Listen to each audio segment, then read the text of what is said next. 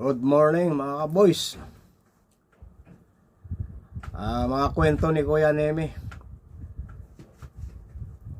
Ito tungkol to sa sa construction building na hindi matapos-tapos. 5 years na hindi pa matapos. Ito inumpisa na naman nila. Yung ligman inutusan na naman nung foreman. Pinaakyat sa taas, tingnan kung anong sitwasyon nung umakyat yung yung ligman. Pag akyat niya, sabi, "Foreman, bobo ka." Puta, nagalit yung foreman. Tarantado ka. Foreman ako. Sinasabihan mo kung bobo. Ora mismo pinalayas ng foreman.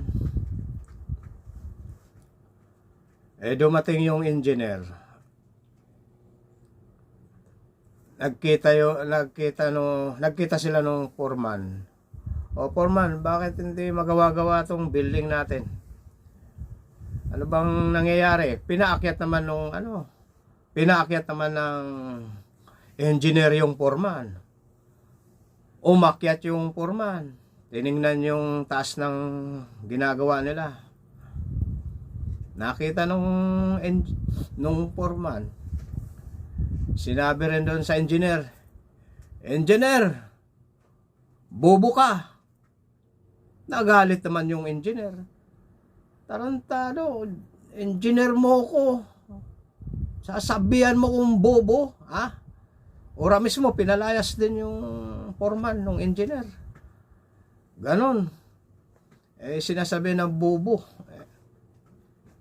Yun pala, yung bobo kayong buhos, yun hindi na nagkaintindihan. Dumating naman yung may-ari. Dahil siyempre,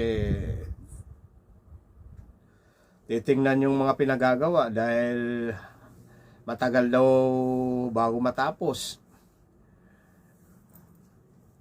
Dumating yung may-ari, kinausap yung engineer, "Ano ba, bakit di matapos-tapos tong building natin?"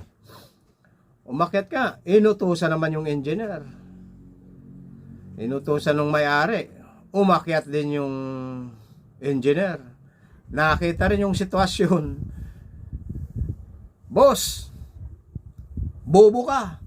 Nagalit naman yung may-ari dahil bobo ka. Tinawag na bobo. Tarantado ka. Boss mo ko, tatawagin mo kong bobo. Lumayas ka. Yun. Pinalayas din nung may-ari, nung boss, yung engineer. Kaya yun, 5 years na yung building, hindi pa matapos-tapos. Dahil dun sa bobo. Hindi nila alam, bobo ka. Yung buhos. Yun mga kaboys ang sitwasyon. Kaya mahirap ang hindi nakakaintindihan. Okay mga kaboys.